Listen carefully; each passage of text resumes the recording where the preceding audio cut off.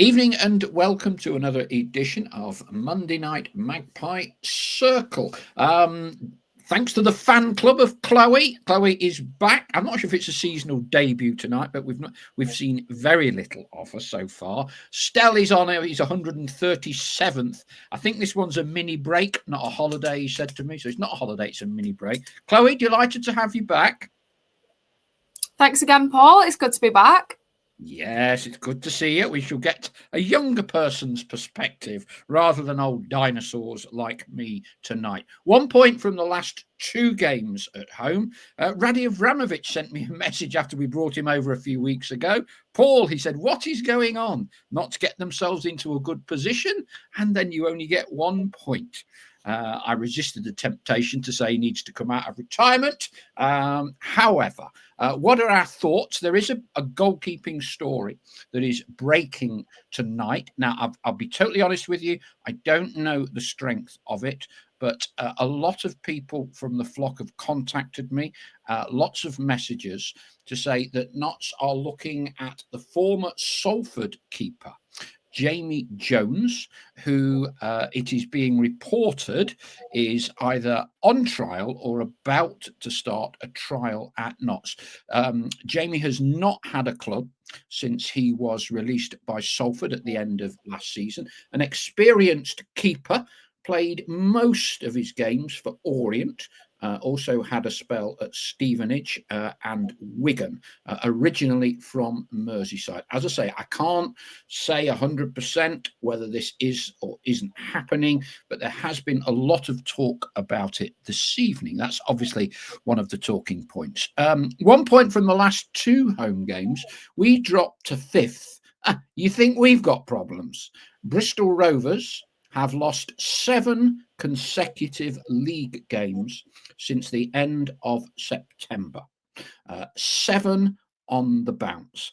I do wonder if we are successful in Bristol on Saturday, whether that might spark the end of the managerial tenure of Darrell Clarke. Did very well in his first spell at Bristol Rovers, got them out of the National League and back up to League One, I think in more or less successive seasons, but relegated last season. And although they started well, 7 defeats on the bounce in the league. Who's making the trip down to Bristol?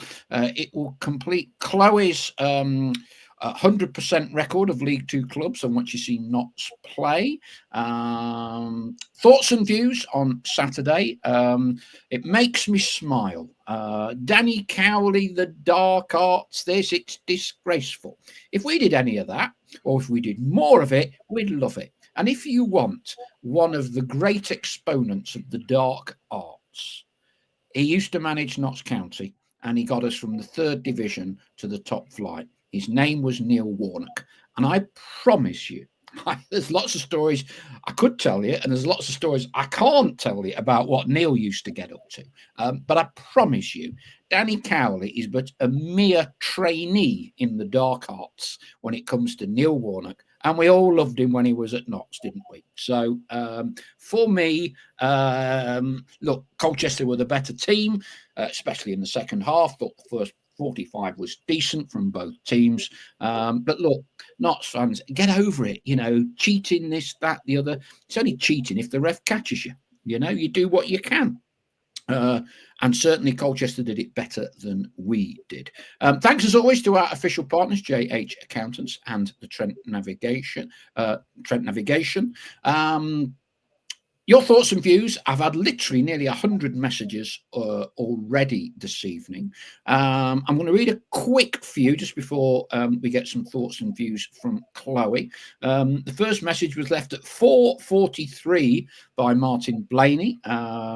Evening, chaps and chapesses. Have we got the credentials to become a promotion-winning side? The last 2 home games really makes me wonder, he says.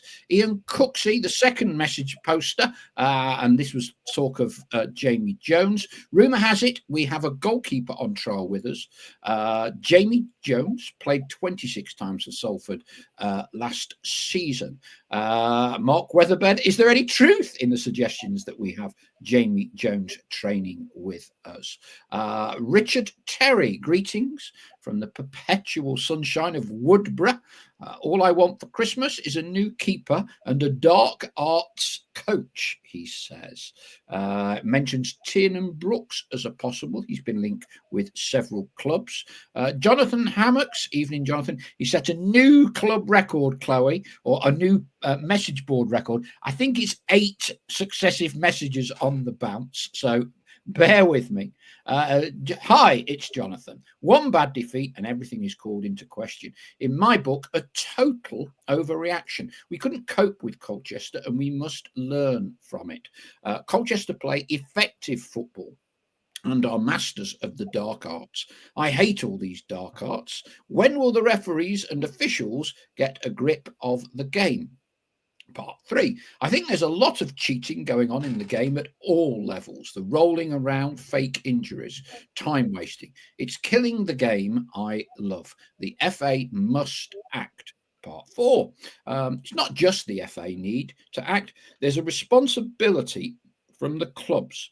It's embarrassing to watch. And what does it teach the youngsters coming through? Now, I'll pause before we go on to part 5, Jonathan. Very simply, Jonathan, it's a professional sport and coach, players do whatever it takes. I'm afraid it's a professional game. Coach will instruct players. Players will do what they're told. It's all about that result at the end of the game. Do what it takes. Part 5, regarding the goalkeeper, Patterson has got a tough choice next Saturday because Griffiths hasn't shown too much either. I believe Rovers have lost 7 in a row. They have.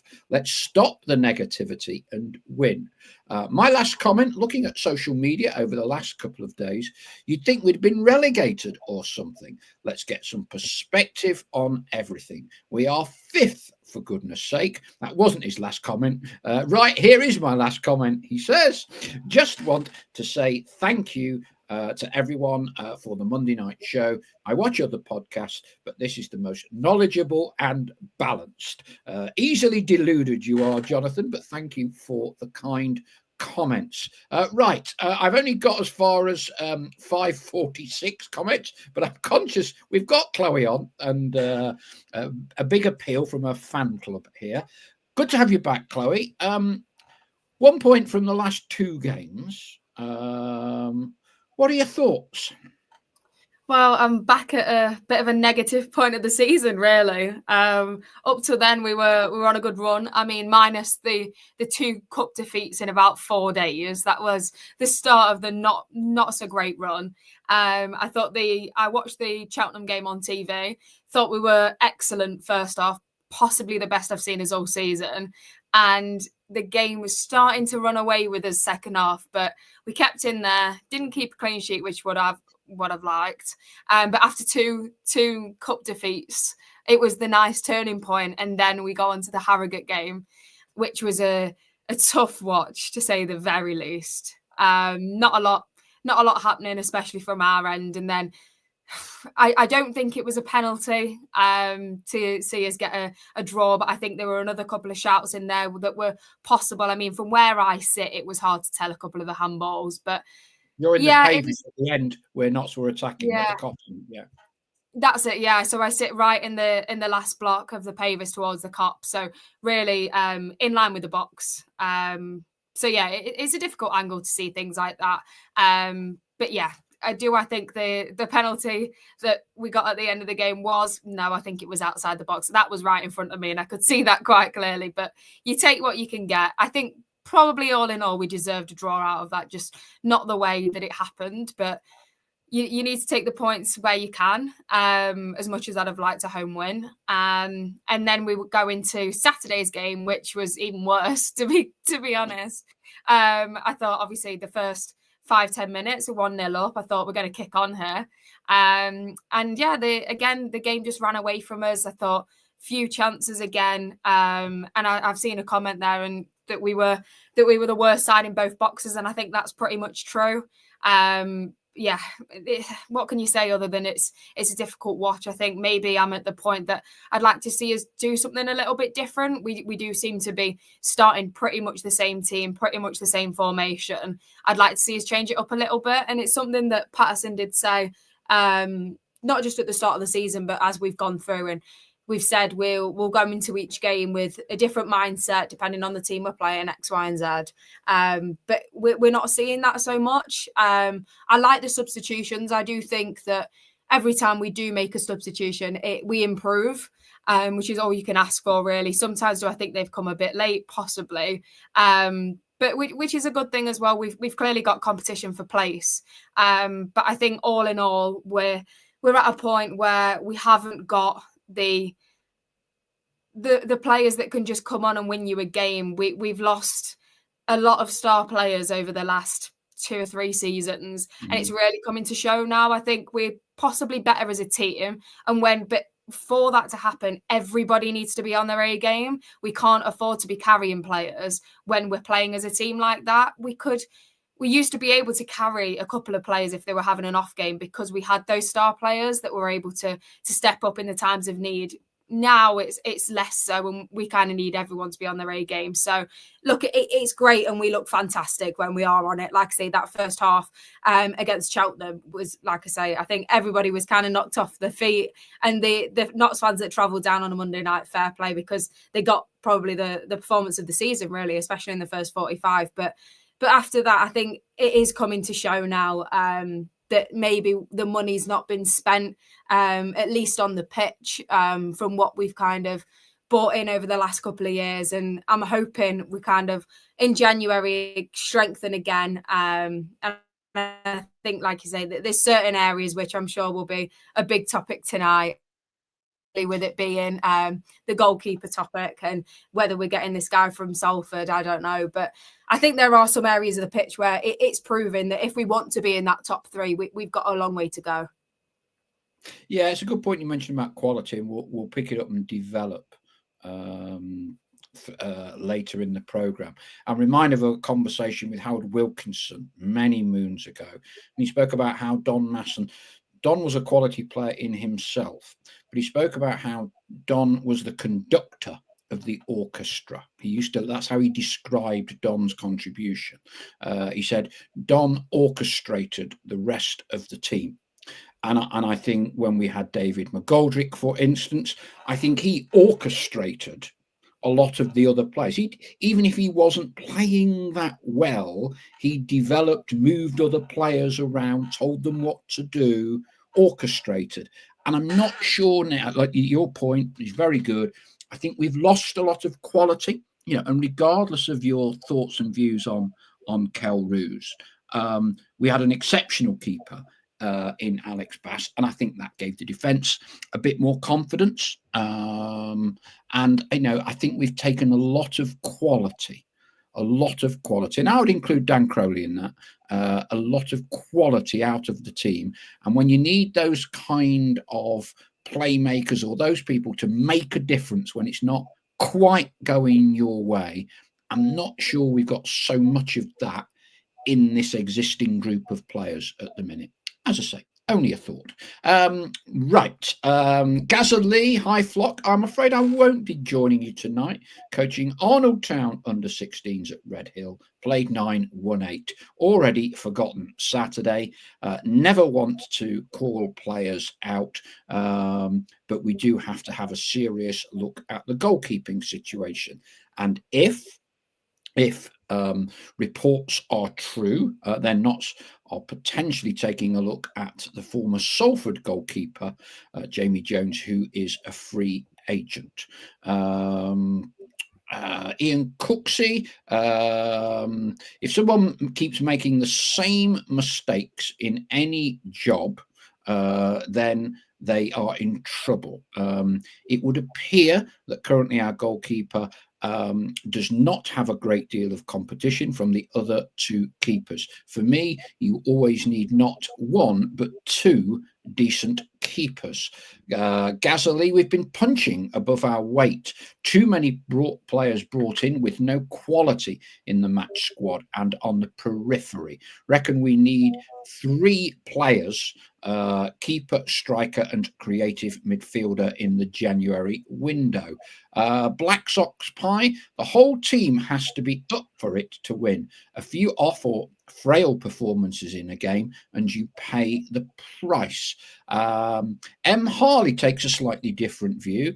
Oh my goodness, it's a disaster. We've lost a game. It is how the team responds that matters, and the fans are part of the team. I agree there are weaknesses that need to be sorted. Well, we did as a fan base, we are pretty good because there's 2,000 more of us at home games than there is for any other team in League Two, and I think we take the highest following away from home to games as well. So we're certainly not lacking in quantity. Greza Maxwell, we're averaging 1.64 points a game. Walsall, who are top, are averaging 1.88. We're only 3 points off second, and we have lost 5 games. Walsall also lost 5. I say, don't panic, Captain Mannering. Well, not yet any old road. Nigel Bosworth, we need to do a lot better, and we need a new keeper. What else have we got? Evening from Royston. After such a disappointing result, it's time for the head coach to earn his money now. Jurgen Pye, hello, Jurgen. Need to get our shooting boots on for Saturday. Goalkeeping aside, 4 shots on target. Is that what it was? Is not good enough at home. Donny Pye, it was a bad result, but it is up to the team to put it behind them and move on. Hopefully, changes will be made. We have a great ground and fantastic support. Surely a plus for any player to join us. And Donny Pye goes on, January will be a big month for all clubs. Hopefully we can do what Doncaster did last January, as I keep being reminded. The clue as to where Donny Pye lives is in his moniker. He's a Doncaster boy. Colin Metcalf, I don't think we played badly on Saturday. I think MP has got us playing to the best of our ability. We've let so much quality go, there's a common thread on that tonight, isn't there? And not replaced it with players of comparable ability. Evening from Ray Newton. Rob M, good morning. Now, Rob is down at, let me remember, Junie in Australia. A tough watch on Saturday. It wasn't much better at Meadow Lane. Hopefully it was a blip and we give a better performance on Saturday. We certainly need to. Adam Kent, aside from the keeping situation, does anyone else think that our strikers are not firing? Only 4 shots on target Saturday, same as Colchester. Our only goals in the last 2 games at home are a penalty and an own goal. Evening from Duncan Comrie. I think we are definitely missing a Ruben Rodriguez or Dan Crowley type midfielder who can see that telling pass that opens up defences. Tim Watchorn, I wouldn't be surprised if Notts won at Bristol. We're talking with Chloe about this beforehand. They are a different team away from home. I prefer away games. Lippy Jane, evening. How many players in the team and bench are having their first adult football season? You can't have all newbies, and the people with experience have gone injured or have become injured. Goalkeeping indecision, says Ray Newton, cost as well as missed chances. But I'm sorry to say there's no confidence at all in our keeper. Evening all from sunny Barbados. Kay said that to us for those of us listening to the Sunday supplement. So she's rubbing it in even more, walking down them posh sandy lane beaches. Yes, it's not. I'm sure you're not too worried about the weather here, Kay. Linda Lou, I think that Colchester played the drama. It was frustrating to watch. Their manager constantly out his box, never got penalised. We have had yellow cards for that. I hate the cheating. Ian Cooksey adds, that's where your experienced players need to step up when we have a lot of younger players in their first full season. Bale and Ball, I'm staying positive. I think 4 more wins will guarantee us staying up. And Kay, Sandy Lane, Barbados, rum punch is a great tonic for a Notts defeat. Right, we'll break off. I've got to 7 o'clock now. There are literally hundreds of messages tonight. Chloe, not sure if you've got a rum punch there or it's a cup of coffee or whatever.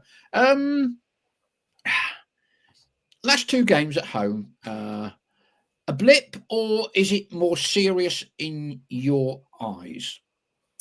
It's an interesting one because all in all, if I look back on our season, and I don't want to be negative, I don't think we've played particularly well. I think there's been a lot of games where we've got a result out of it. And I don't mind them performances. I don't mind the gritty performances where everybody's put bodies on the line and we've got over the line, whether that's 3 points, whether that's a point away from home. And I've turned around and it wasn't pretty, but we've got the point. So I'm not necessarily saying that we've been awful.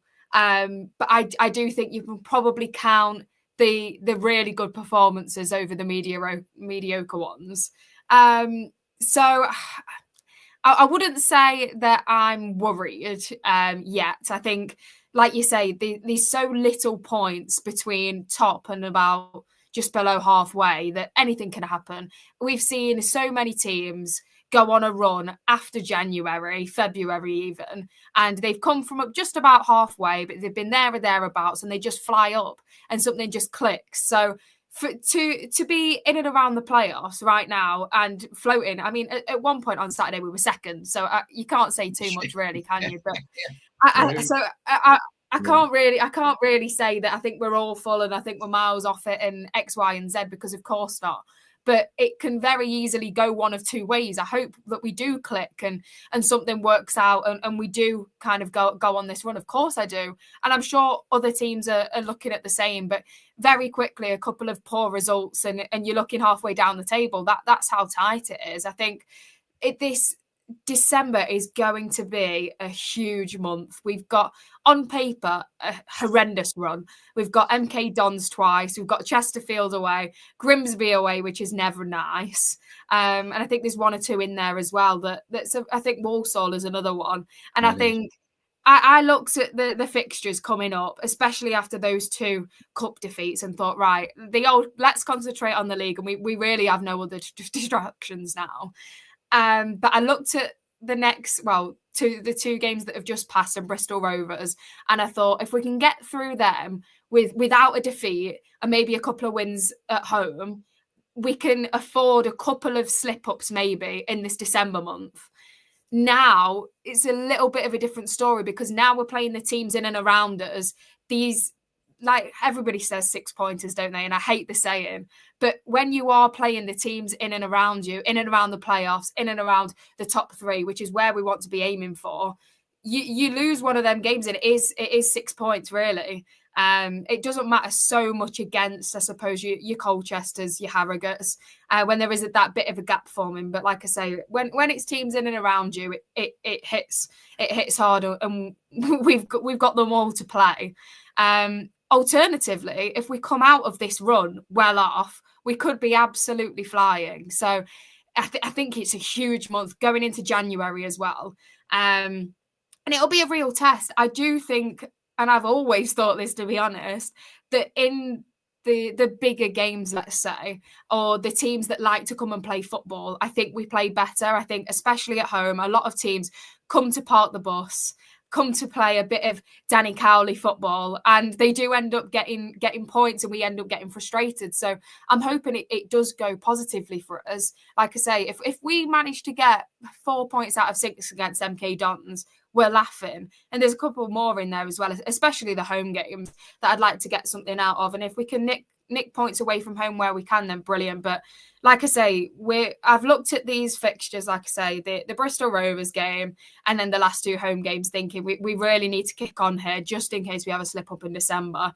it's not gone our way, but who's to say that it doesn't click next month and we start to fly? So it's hard to say. Like I say, seems to have been quite a long season already. It feels years ago, the first game of the season against Newport, and we're kind of a different side to what we were at the start of the season. We've obviously had Jetta and Dennis, who were, one was in, one was out, one was injured, and then they kind of swapped again. We had not very many games where we were playing two up front, and now we're kind of, for a while now, for the past couple of months, we've stuck with one up front. So it's interesting to see what we will stick with, because as much as I've seen the likes of Dennis come on in the last few games and maybe not had the impacts that we would have liked, but again, at the same time, it's difficult when you haven't had a run of games to come on and just perform.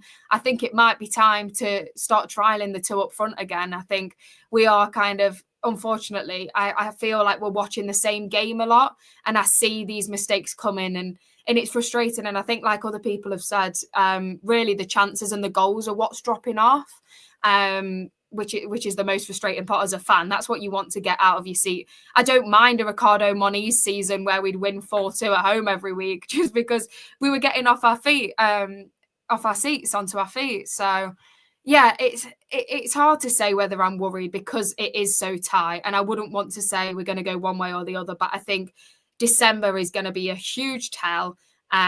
We could really rack up some points, go into January strong, and then hopefully strengthen again. So that's what I'm staying positive about. But hopefully, before we hit the crazy run that is December, it'll be a win against Bristol Rovers.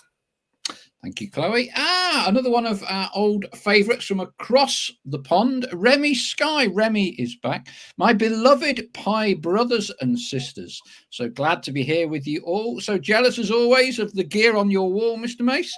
I have my Albert Ironmonger commemorative kit and watch jealously from America. Martin Shipley. When all is said and done, we sit in the playoffs and 2 points off automatics. Would have taken this after 17 games if offered it at the start of the season. Indeed, I think we would.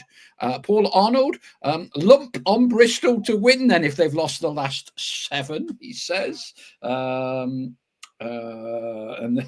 yeah, Steve Carter is similarly pessimistic about us making it defeat number 8 on the bounce for Bristol Rovers. That's got to be pretty close to a club record, I would have thought. Donny Pye, good to have Chloe back for an alternative point of view. Mr. Littlebit 394, will the university science department do a study on why cramp only occurs in the winning team? Andy Sutcliffe. Hi, Paul from Chicago. Hope the Daleside Road coffee is up to scratch. Things are generally looking up. January transfer window could be telling. That would be Andy, who, as he says, lives in Chicago, comes from Nottingham. He bumped into me when I was having a coffee, on Daleside Road at the Costa, probably a month or 2 ago. Glad all is well, Andy. Trust you getting all your tickets sorted for the World Cup in the summer. John Parr, Notts were second best in both boxes. Pato will have some head scratching this week, given 2 bad performances at home. Ray Newton, ask yourself why he hasn't found another team since being let go by Salford. Well, I mean, I've not watched him. I suspect you haven't. I mean, it is interesting. Even for a goalkeeper, you need certain levels of fitness. And I think with any trialist, even if you're training on your own or working out with another club, then I think it takes several weeks, kicking muscles, things like that. I don't think there's some people said, we might have a new keeper in on Saturday. I would be staggered if that was the case. And we have to stress here, there's a lot of chatter, but no, we don't appear to know for certain, but this is a name that's been mentioned by many people this afternoon. Derek Flowers. If the brothers don't want to spend too much money in this division, if we go up, they'll have no choice or will come straight back down. I'll gladly take that challenge though, Derek, wouldn't you? Let's get up and then worry about how much we've got to spend. Matt Arnold. Promotion winning teams are built on good defences and goalkeepers. I don't like to hammer players, but at the minute, this situation could cost us promotion. We are in the mix, and January is make or break. Remy Sky again. Tomorrow, dear, will be 1 year to the day I suffered a heart attack. I was dead for 45 seconds, then in a coma for 11 days, then 2 months in hospital. We celebrate Thanksgiving in the US this week. Thankful for life and not. Well, Remy, please take it easy. And you need to have a chat with Stephen Shuey Silver. I think you're saying there your heart stopped for 45 seconds. Shuey was longer than that. He was a few minutes. At the opening day of the season. At Newport, you need to share experiences, and if you can remember Jimmy Cyril at the Pearly Gate sending you back down there saying you've got to watch a bit more Notts County before you come up here. Mr. Littlebit, we either introduce timeouts or all players go to the centre circle when a player goes down. I'm sick of the cheating. 22 players trained to cheat the ref, not the beautiful game anymore. And talk of the devil, Shuey Silver. Unfortunately, Notts was second best at everything on Saturday. We got boxed in by Colchester.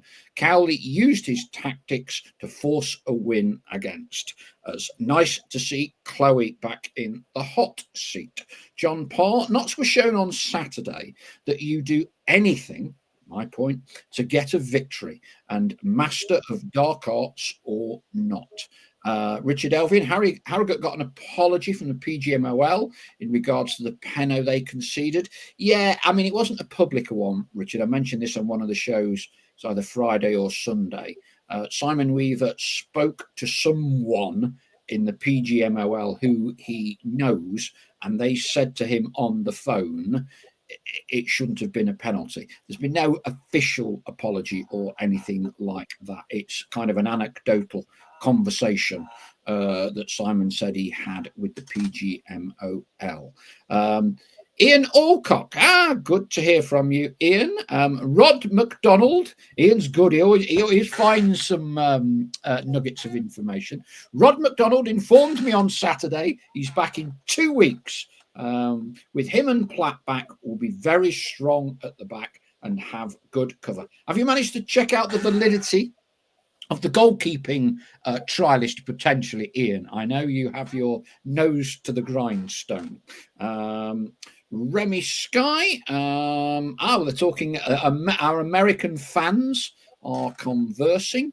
Did I read it right that you're from Chicago? He is. I'm not used to seeing other Americans here, and I've been a regular for years.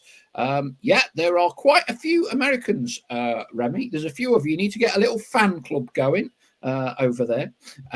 Gary Phillips. There are a few players who, to me, look like they need a rest. Jatta and Beddoe look a little jaded at present. The boy Gosling, if we're looking at the goalkeeper, it seems strange timing. The free agent market has always been there. Now a little over a month until the window opens, when we're looking at a smaller pool of options. Evening from Ian Haywood. Colin Metcalf, we signed 11 players in the summer. How many played on Saturday? That tells you exactly where the culpability lies. Wouldn't disagree with you, Colin. Wouldn't disagree with you. Gary Phillips, when he asks about Mr. McDonald and Luca, Ian Alcock's already told us 2 weeks for Mr. McDonald. Dale Pikett, Notts remain to me flat track bullies. We get bullied when we play someone stronger and with a pulse, I'm sorry to say. Norfolk Pie. If dark arts were so effective, Colchester would be top of the table, and they are not. You can defeat dark arts by playing better football as a team and winning matches and getting points. Again, very true. always the devil is in the mix, isn't it? I think the devil's in the mix.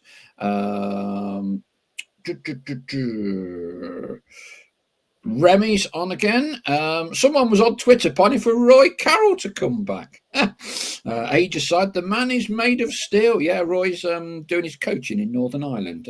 He's long since retired, Remy. He's long since retired. Gareth Rawson, atmosphere at home games is terrible. Cop gets quieter every year. Our fans just expect to turn up to see us win. Players deserve more backing from us. I don't think we're bad, Gareth. Sometimes it can depend where you are in the stands and you hear a totally different kind of volume of noise. But here's a question for everyone. So we have taken as a policy, Joe Palmer told us at the fans forum, to cap the number of away fans. Fair enough. Don't agree with it, but fair enough. Because of the noise they make. So who let that ruddy drummer in for Colchester on Saturday? Because if we're trying to keep them quiet and only allow 2,000 in, why let that ruddy drummer in? I don't like drums, and I appreciate we have a drummer in the Cop, but either you're going to enforce this properly and make them as inconsequential as possible. But I do agree with the sentiment there, Gareth. Most of the time, all you could hear was that ruddy drum in the Colchester end. Dark arts. Don't let him in. Don't let him in with a drum. I mean, them drums are that big. They're a bit hard to smuggle in. Take it off him. Take it off him. Tell him he can collect it after the game. That's my version of the dark arts anyway. What else have we got? Andy Sutcliffe and Remy are getting like a house on fire between Chicago and New York. Richard Hawksworth from Royal Marlow. Focus appears to be all on the keeper, but he was not the reason we lost on Saturday. Our impotence in the final third was why we lost. It is a point. One or two people have been, if you like, pointing a finger at Jatta. And sometimes when he's not on his game, he doesn't look good. My view is that Jatta would still be one of the first 3 names on the team sheet because he leads the line and he scores goals. What are your thoughts, Chloe? You hinted about maybe wanting 2 up top, maybe wanting Dennis to see more action. What's your thoughts up top? I really like Jatta. I like the work that he does on and off the ball. I think he works very hard. And to be fair, when the rumours came out last January about him going and for nearly $1 million and all of this, I do think the rest of the season he wasn't on top form. However, I think his work rate is significantly improved under Patterson. Like you say, he scored goals and really he is up there on his own. I do think a lot of the time, look, he can make his own chances, but I don't think he's being helped a lot of the time. Most of the time, he's the only person in the box. He's therefore easily surrounded by 2 defenders. He's marked out of the game a lot. But like I say, I do think he does a lot of work to come and collect the ball, try and get himself back into the game. I think he's brilliant. In fact, he's probably our best defender when we're conceding a corner. When he's in our own box, he's the first player to head it away every time. But of course, he's a striker. At the end of the day, we want to see him scoring goals. My biggest thing this season is I didn't think that we would necessarily have a player who would run away with goals this season. I thought we were more built up to be a side where goals will kind of come from everywhere. Defenders would score a few more. We'd have a few more midfielders chipping in. We play a triangle up front, really. And I thought that the 2, whoever they are, that would play behind Jatta would contribute a little bit more. It hasn't been like that. Dennis had a really good start to the season, really kicked us off and kind of ran away with it. Jatta then, when he came back into the squad, when he wasn't injured, kind of caught him up. But otherwise, we're not really seeing goals from many other players. So I think what Jatta's doing, like I say, on and off the ball, I think he's still probably one of our best players week in, week out. His game isn't holding the ball up. Everybody knows his weakness is his first touch. But yeah, all I'm seeing the past few games, to be honest, is lumping it up to him. And it's not his game. It's not fair. Let's say we had a Messi up front, or a League Two Messi, let's say, and it was kind of 5'6", 5'7". It wouldn't be fair to lump the ball up to him because it's not his game. We're kind of doing the same to Jata just because he's over 6'4" and he should be a target man. That's not his game, and it never has been. I'm kind of sick of seeing, and I mean, we have changed it up in some games, particularly the Harrogate game, I thought.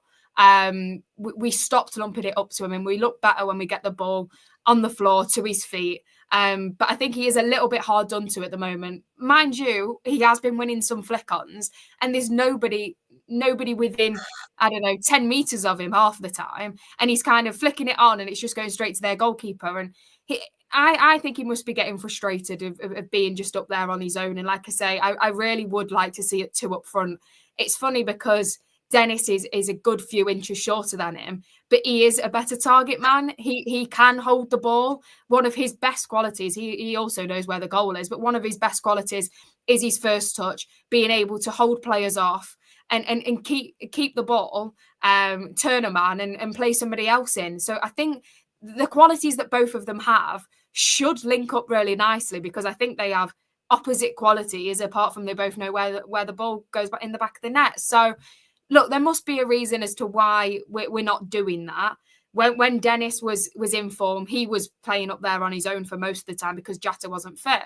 So look, I think it's just me probably looking at the last few games, not really happy with the performance, certainly not happy with some of the results, and wanting to change it up. So I think what I'd do personally is I'd reverse the triangle up front. So I'd have two players up front, one in behind, rather than two behind the front man. But look, I'm not a coach. I'm not getting paid every week. I don't see what's happening in training. And like I say, when I have seen Dennis come on the last few games, have I been impressed? I haven't seen him do enough. But again, he's coming off the bench. He's not getting long enough to make an impact sometimes, and especially when you haven't had a run of games and you've been out injured, it's hard to get back into it. But I'm kind of convinced that I'd just like to see us give it a go for a couple of games. If it doesn't work out, it's not the end of the world, but of course it's not ideal. But I think at the minute we're dying for a bit of a change, and that change coming on at 60, 70 minutes isn't long enough sometimes. But I think we've got two very good forwards, to be honest. Both that are going to rack up double digits this season, you'd think. I think they're nearly there now, to be honest, both of them.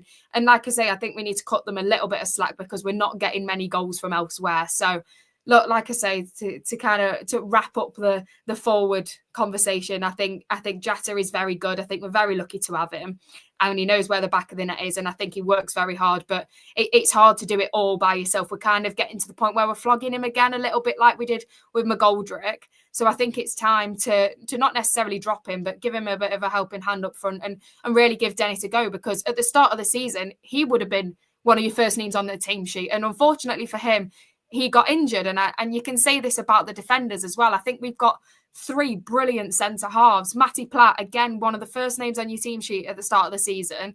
He got injured. I think we were all a bit worried. Rod McDonald stepped up and he was absolutely fantastic. Again, probably the first name on your team sheet, again, when he'd had a run of games. I don't think he barely put a foot wrong in the games that he played. He then gets injured. Matty Platt's not fit. And you then get worried again. And then we've had Lucas Ness step up. And I don't think he's really put a foot wrong. So we've had three centre halves who I think have been absolutely brilliant. They all just play in the same position. And they've not really had too much competition for place given their injuries. But I struggle to see McDonald or Platt get back into the team while Ness is playing so well. However, to go back to the up front, we've now got two fit players who both you would have had in the starting 11 at the start of the season. One and obviously they swapped when they were injured, but I think now it's time to start utilising them both. But yeah, look, it's easy for me to say when we're losing games what I would do differently. No one would want to change the side if we'd won the last two. Of course we wouldn't.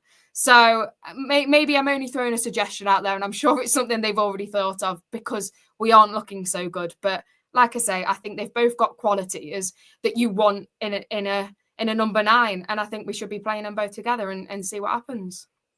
Well, the Colchester drummer and Alassane Jatta have sparked quite a few messages on the boards. I'll read through them now.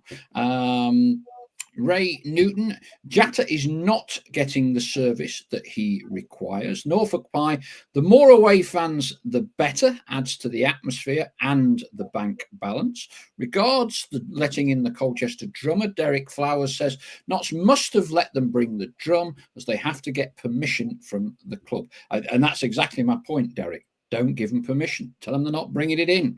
You know, if they want to use dark arts against us on the pitch, we can give them a bit of their own medicine off it. Donny Pie, the best way to deal with away fans is to play well and win. Mr. Littlebit says, I can't believe it. For years we were screaming for a big lad. Now we get Jatta and the moaners are at it. He's an asset. Gary Phillips takes a slightly alternate point of view. Jatta does not anticipate enough. Time to give Dennis a chance. Look how good he was at the start of the season before he got injured. If he hadn't got injured, would Jatta have even got back in the team? Ian Cooksey, Notts do not play to Jatta's strengths. That's the issue. There's not enough balls launched into the box looking for his head. Gary Phillips, make Jatta know he can't be average. Give him a kick up the backside. Richard Hawksworth, I'm not criticising AJ. The service from behind and out wide is the issue. But we haven't replaced Crowley, Didsey, nor have we got a fully fit JJ or Aaron Naman. Stephen Newton, Jatta becomes too isolated. He needs more close support. Duncan Comrie, a good half of our current regular 10,000 at the Lane started to return after we were relegated to the National League, a division where we were among the best in every season, ending at Wembley. Now we're back in a much more equal Division 2. He adds, perspective is needed. Remy Sky, thank you for sharing the story about the fellow Notts fan who survived a cardiac arrest. I will have to look him up. Being deceased multiple minutes is a huge risk due to lack of oxygen. Thank goodness he survived. Indeed he did. He's made a full recovery. I actually saw him after the game outside the ground, Remy, and Stu is doing very well. Start Jatta and Dennis, says Richard Elfin. We've done it once, maybe twice. We've certainly done it in games, you know, towards the end of the game, haven't we? But I think it might have been once where we started two up top at home, if I remember right. Paul Arnold, it's so easy for opponents to mark one striker. We need to get more players up to support. We had so many crosses on Saturday, but only one person in the box. Is it any wonder we don't win headers? For me, says Ray Newton, the problem is the midfield doesn't support him up front because they are too defensively minded. Adam Kent would like to hear Chloe's views on the keeper situation. Goalkeepers are easy to blame when a team plays poorly. Ian Alcock goes on, Jarvis is the one who we need on the pitch. He is class. James Cannon, the midfield don't support him enough and run beyond him because they know he doesn't hold the ball sufficiently. Anyone who rates Jatta is, well, yeah, he's obviously not very happy with him. Best striker we've got. I think Notts have to be more mean, says Robbie. That means more physicality. I think Martin Patterson has alluded to that. They need to compete better and they should become the bully instead of being the bullied. AD Clark, Jatta has to put a shift in every game as relied upon for defensive duties. What's Chloe's thoughts on a 4-4-2? I'd say, well, we'll find out. Yeah, I asked the question at the weekend, Chloe, on the Sunday supplement show. What would it take, given that we're now 6 years in with the brothers, 1, 2, 3, 4 managers. Is it 4 or 5?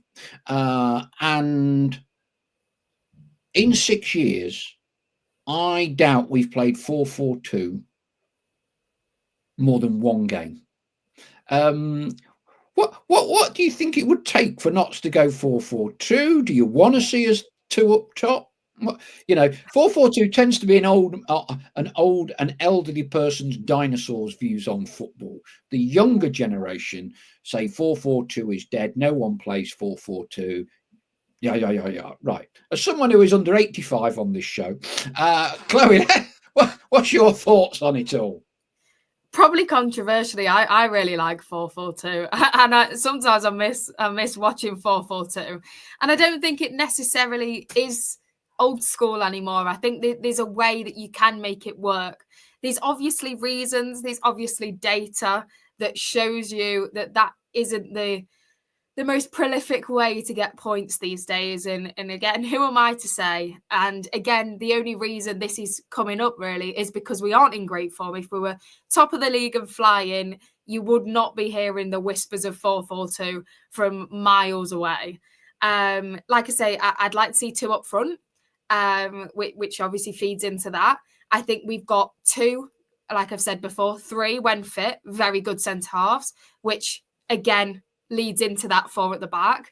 I think we've got players that can play right back and left back, and then kind of overlap with players, wingers, if you will, if we want to go classic. I'd like to see it. I would, and that is just old school in me. But I do think we've got potentially the players to make that work. I think we've got players that would be more suited to that, especially in midfield. I think Iapenda can play in a 4-4-2. Obviously, Robertson, Palmer as well. I do think we genuinely would have the players to do that. I think your problem is the players that we've got. You kind of look at your Jarvises and your Grants, Luca when he was here, Hall, probably Kuyar, that are so. Well, we say suited to play in the style of football we play now, more of a floating role behind the striker. But I think we've got players that can just go out on the wing. I don't particularly like the wing back style of football. I think with a good enough right and left back that you can do that with those.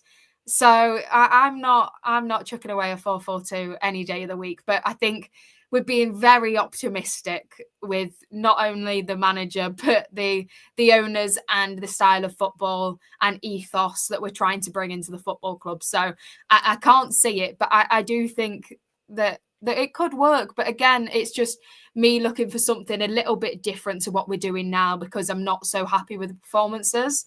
But yeah, I think possibly, like I say, I don't necessarily think our defence has done much wrong, although we have conceded quite a bit. And again, it's not all down to the goalkeeper, but you can tell that they're not comfortable. I think we've put a lot of balls out of play when they don't need to be, because we should be passing it back to a goalkeeper, and we're just not confident playing with each other. But I think we've got one of the best defence in the league if I'm looking on paper, and there's not any, many, if any, that I would swap for anybody else. And like I say, centre halves wise, certainly not. I think we've got 3 of the best in the league from what I've seen, really. So if we can get 2 of them on the pitch at the same time, even better. Maybe that would give us a bit more confidence in the goalkeeper situation as well, just by having that extra line of defence. But look, it's a difficult one, and we can talk all day long about who would want to play what formation, and I'm sure everybody in the comments will come up with something different, and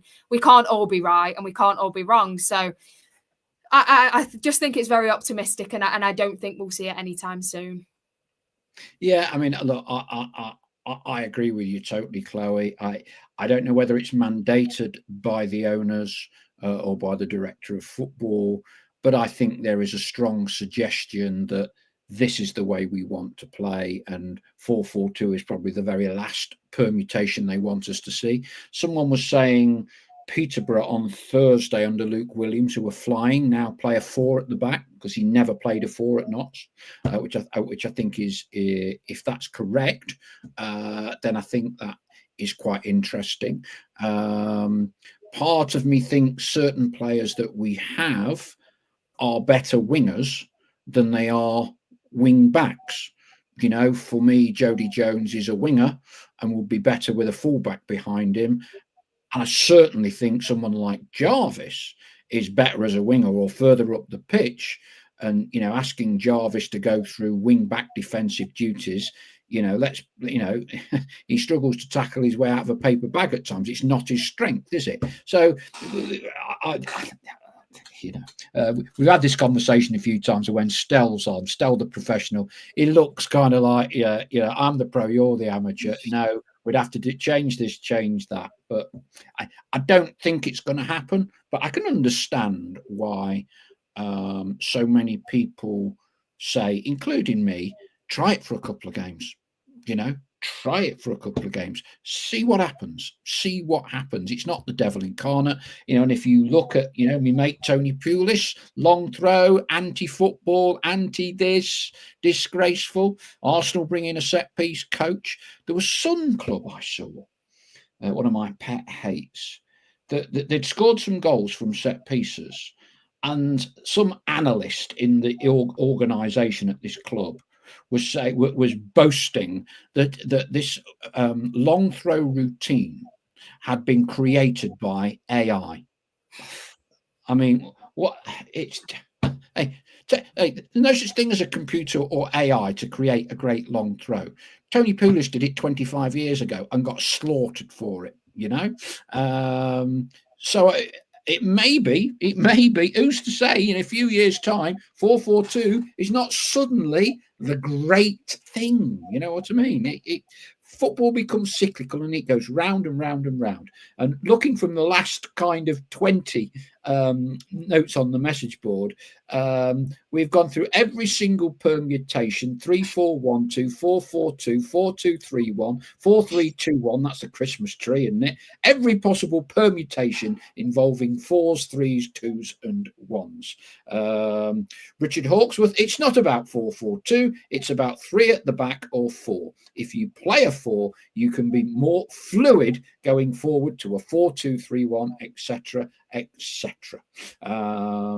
Derek Flowers, Brian Clough told his players, to stay in your, he's whizzing around, is Derek. It is on my screen. To stay in your own area of the pitch and just do what you do best. Remember our long throw, says Steve Carter, with Andy Legg. There was a long throw and a half.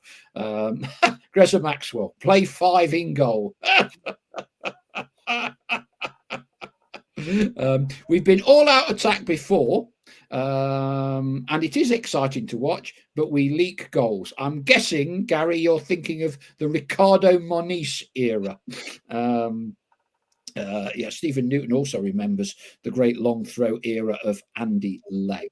Okay, so we're coming up to the hour. Bristol Rovers Saturday. Chloe, so you have been to 23 out of 24 of the current League 2 grounds to watch Notts, yes?